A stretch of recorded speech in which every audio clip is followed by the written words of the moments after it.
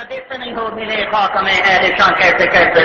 ہوئے نامور بے نشاں کیسے کیسے مٹے نامیوں کے نشاں کیسے کیسے زمین کھا گئی آسماں کیسے کیسے اجل ہی نے چھوڑا نہ کسرا نہ دارا اسی سے سکندر کا پاتے بھی ہارا ہر لے کے کیا کیا نہ حسرت سدھارا پڑا رہ گیا سب یہی تھا ستارا جگہ جی لگانے کی دنیا نہیں ہے یہ عبرت کی جا ہے تماشا نہیں ہے تجھے پہلے بچپن نے برسوں کھلایا جوانی نے پھر تجھ کو مجنوں بنایا بڑھاپے نے پھر آ کے کیا کیا ستایا اجل تیرا کر دے گی بالکل صفایا یہی تجھ کو سن ہے رہوں سب سے اعلیٰ تو زینت نرالی ہو فیشن نرالا جیا کرتا ہے کیا یوں ہی مرنے والا تجھے حسن ظاہر نے دھوکے میں ڈالا جگہ جی لگانے کی دنیا نہیں ہے یہ عبرت کی جا ہے تماشا نہیں ہے کے لیول کے لوگ ہیں ہر قسم کے دوست ہیں میرے لیکن خدا کی قسم میں آج قسم کھا کے کھاتا ہوں کہ میرے سب سے زبردست دوست وہ مولانا لوگ ہیں جو میری آخرت کی فکر کرتے ہیں وہ لوگ میرے سب سے اچھے دوست ہیں اس لیے انہیں فکر ہے میری کہ میں صرف دنیا میں پیسہ کمانے یا کرکٹ کھیلنے نہیں آنا ہوں میں نے یہ ساری چیزیں چھوڑ دینی میں اتنی سی قبر میں لیٹا ہوا ہوں گا آس پاس کوئی نہیں ہوگا صرف میرے اعمال ہوں گے نہ میرے بیگم ہوگی نہ میرے بچے ہوں گے نہ باپ ہوگا نہ ماں ہوگا کوئی بھی نہیں ہوگا میرے ساتھ صرف میں اکیلا لیٹا ہوا ہوں گا تو ان کے ساتھ جب میرا ٹائم گزرا 3 دن کے لیے میں ان کے ساتھ حیدرآباد گیا لیکن جب میں 3 دن گزار کے آیا ہوں جو مجھے پتا چلا کہ شاید افریدی صاحب جو نماز پڑھتے تھے اس نماز میں تو 8 سے 9 غلطی ہیں مجھے اتنی شرم کہ یار میری نماز میں غلطیاں اس کے باوجود مجھے اللہ دیتا تھا تو جب میں نے نماز سیکھی ان سے مجھے سمجھ آئی نماز تو میری نماز بھی ٹھیک ہوئی میری نماز میں عاجزی بھی آئی میں نماز اب آرام سے ٹھہر کے پڑھتا ہوں مطلب کے ساتھ پڑھتا ہوں کہ میں نماز میں پڑھ کے آ رہا ہوں ہم نے تو ایک چیز بچپن سے سیکھی ہے نا رٹا لگایا الحمدللہ پڑھ لیا ثنا پڑھ لیا درود شریف پڑھ لی وہ پتہ نہیں کہ اللہ سے بات کیا کر رہے ہیں ہم نماز کا مطلب تو یہ ہے کہ اللہ آپ کے سامنے آ جاتے ہیں ٹھیک ہے جہاں آپ سجدہ لگاتے تو اللہ کے آپ قدموں میں سجدہ لگا رہے ہوئے ہوتے ہو ٹھیک ہے نا تو آپ جب نماز پڑھ رہے ہوتے تو آپ کو پتہ تو ہونا چاہیے کہ آپ پڑھ کے آ رہے ہو اللہ کے سامنے یہ چیزیں آپ کو سیکھنے کو ملتی ہیں ہم تو خوش ہیں بھائی ہم 5 وقت نماز پڑھتے ہیں ہمیں پتہ نہیں ہم نماز میں پڑھ کے آ رہے ہیں تو یہ چیزیں آپ کو سیکھنے کو ملتی ہیں وہاں پہ اور بڑی چیزیں دین ہمارا صرف نماز پہ ختم نہیں ہوتا اور بڑی چیز ہے تو اس 3 دن نے میرے خیال میں میری زندگی بدل دی ہے نہ میری کوئی خواہشات ہے اب ٹھیک ہے نا اللہ نے میری خواہشات ہی مار دی میرے دل میں کوئی خواہش بھی آتی ہے نہ جب خدا کی قسم میری خواہش اللہ ویسی پوری کر دیتا ہے اور میری زندگی اتنی سکون سے اب گزر رہی ہے اتنی مزیدار زندگی میری گزر رہی ہے کہ آپ سوچ ہی نہیں سکتے ہیں اس کا مطلب ہے کہ دین نے تو آپ کی زندگی پہلے سے بہتر کر دی پہلے سے بہتر کر دی سب کچھ پہلے بھی تھا لیکن اس نے اس کو اور بہتر کر دیا تو یہ جو ہمارے ینگسٹرز کنفیوز رہتے ہیں کہ دین کی طرف جائیں گے تو دنیا چلی جائے گی سب کچھ چھوڑنا پڑ جائے گا ہم پیچھے رہ جائیں گے بیکورڈ کہلائیں گے یہ وہ اور پھر اس پہ پھر ویسٹ کا جو بھی کچھ آ رہا ہوتا ہے پریشر جبکہ قرآن مجید میں ہم سب دعا کر رہے ہیں بچپن سے ہم نے والدین کو دیکھا ہم سب جانتے ہیں کہ ہم دعا کرتے ہیں اللہ سے ربنا آتنا فی الدنیا حسنۃ وفی الآخرۃ حسنۃ ہمیں دنیا بھی حسنہ بیسٹ چاہیے اور آخرت بھی بیسٹ چاہیے وقنا عذاب النار جبکہ ہم اللہ سے دونوں چیزیں بیسٹ مانگ رہے ہیں اور اس کے دین کے ذریعے ہی مانگ رہے ہیں اس آیات کے ذریعے ہی مانگ رہے ہیں تو اس کا مطلب ہے دین میں دونوں چیزیں ہیں وہ آپ کو دنیا بھی بیسٹ کرنا بتا رہا ہے اور اس کا جو آخرت ہے وہ بھی بیسٹ کرنا بتا رہا ہے تو پھر یہ کنفیوژن کہاں سے آیا کہ ینگسٹر اور پڑھے لکھے لوگ وہ دور ہو گئے بس سوال پوچھا نا جب آپ نے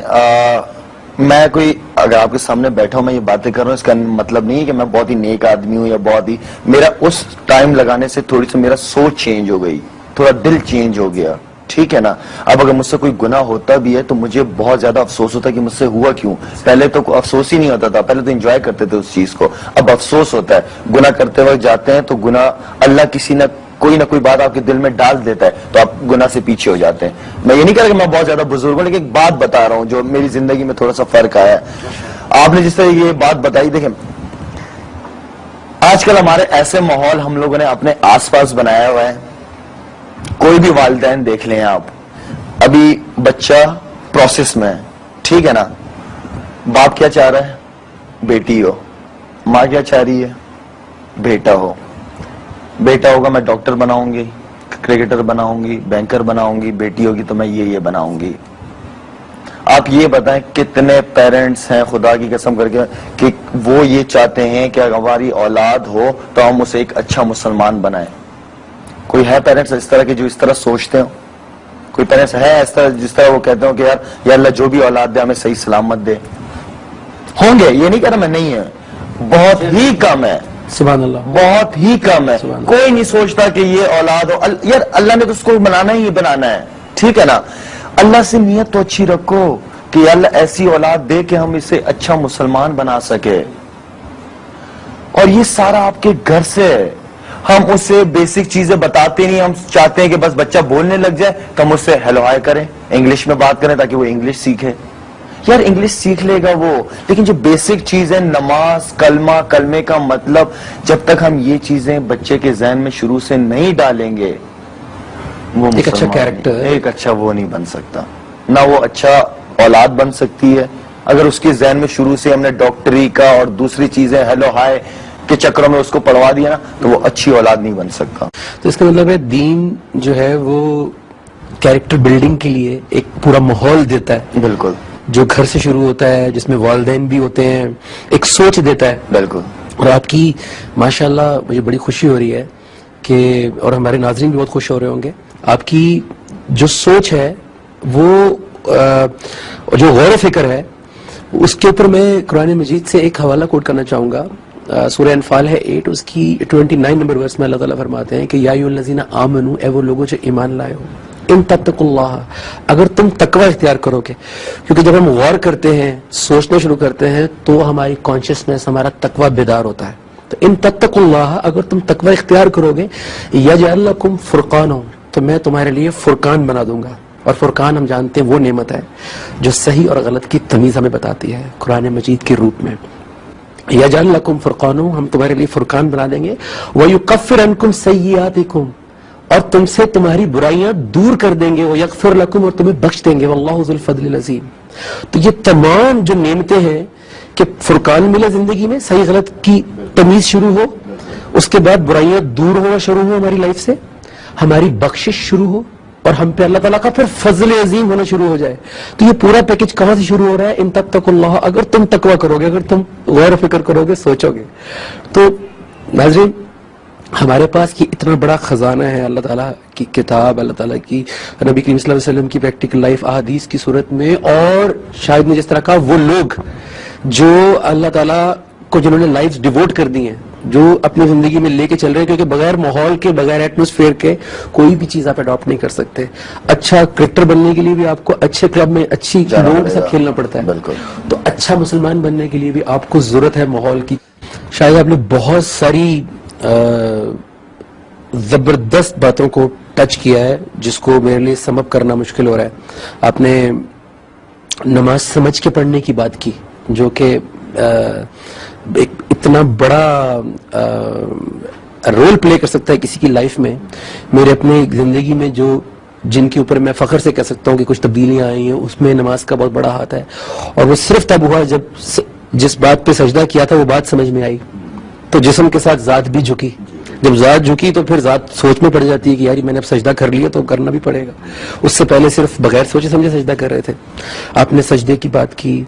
آپ نے مسجد سے تعلق کی بات کی، آپ نے سوچ کی بات کی. مسجد کا کانسیپٹ ہمیشہ سے یہی تھا کہ ہر فیلڈ سے لوگ جائیں گے مسجد میں، کیونکہ جب میں اکیلا پڑھتا ہوں نماز تو میری لمیٹیشنز ہیں، مجھے چند آیات یاد ہیں، چند سورتیں یاد ہیں، ٹھیک ہے، میں حافظ نہیں ہوں، بہت سارے لوگ حافظ نہیں ہوتے، اور مجھے اپنی زندگی سے کچھ آیات کی روح مل چکی ہے جس کو میں اپنی نماز میں پڑھتا ہوں، اس کو مینٹین کرنے کی کوشش کرتا ہوں. لیکن مجھے آگے بھی بڑھنا ہے. مسجد کا کانسیپٹ یہ تھا کہ میں مسجد جاؤں گا، وہاں پہ وہ لوگ ہوں گے جو مجھ سے بہت آگے ہیں مرتبے میں، درجات میں، جو اس سے گزر چکے ہیں فیز سے. اچھا، وہاں پہ ایک ڈاکٹر بھی آئے گا، انجینئر بھی آئے گا، فوجی بھی آئے گا، کرکٹر بھی آئے گا، ایکٹر بھی آئے گا، وہ تمام لوگ جو اللہ کو ڈھونڈ رہے ہیں، جو اپنی زندگی کو امپروو کرنا چاہتے ہیں. اور جب وہ سب اکٹھے ہوں گے اور ایک میسج پڑھا جائے گا نماز میں، جو سب کے کانوں میں جائے گا، اور سب سجدہ کر کے جب اپنی اپنی فیلڈ میں جائیں گے تو اس میسج کو جا کے اپلائی کریں گے. کرکٹر گیا، اس نے جا کے اپنی ٹیم کے ساتھ تعلقات بہتر کیے، اس نے اپنی اپنی چیزوں کو کنٹرول کیا، فوکس کیا. ڈاکٹر گیا، اس نے جا کے اپنے سٹاف کے اوپر کام کرنا شروع کیا، اپنی پرسنل لائف پہ کام کیا. فوجی نے جا کے اپنی بٹالین سے خطاب کیا کہ ہمیں یہ کرنا ہے، یہ کرنا ہے. پولیس مین نے اپنا کام کیا. تو یہ تمام جو مسجد کا جو سب سے بڑا جو کہتے ہیں اتنے گناہ ثواب ہے، اسی وجہ سے ہے کہ سب کو کلیکٹو سننے کو ملتا ہے اور سب جا کے کنٹریبیوٹ کرتے ہیں سوسائٹی میں. تو یہ کیا ہوا کہ ہم جب مسجد سے باہر نکلے تو میں واپس اپنی فیلڈ میں چلا گیا، وہ واپس اپنی فیلڈ میں چلا گیا، اور جو لوگ مسجد میں بیٹھے تھے میں ان کے اوپر ساری ذمہ داری چھوڑ کے آ گیا کہ یہ دین کو آگے لے کے چلیں گے، میرے بچوں کو بتائیں گے یا بتائیں گے. کیا میری بھی ذمہ داری تھی اور جتنے لوگ مسجد میں آئے تھے ان کی ذمہ داری تھی کہ وہ بھی دین کے لیے سوچو فکر کرتے اور فکر کرتے اس کے لیے علم حاصل کرتے؟ حضور اکرم صلی اللہ علیہ وسلم کے بعد کوئی اور پیغمبر نہیں آئیں گے، وہی ہمارے آخری پیغمبر تھے. ہم لوگ حضور اکرم صلی اللہ علیہ وسلم کی امت ہی ہیں، ٹھیک ہے نا. مجھے آپ کی فکر ہونی چاہیے، آپ کو میری فکر ہونی چاہیے، مجھے اس بھائی کی فکر ہونی چاہیے، اس بھائی کو اس بھائی کی فکر ہونی چاہیے. ہمیں آپس میں ہی ایک دوسرے کی فکر ہونی چاہیے. ہم جب مسلمان جب قرآن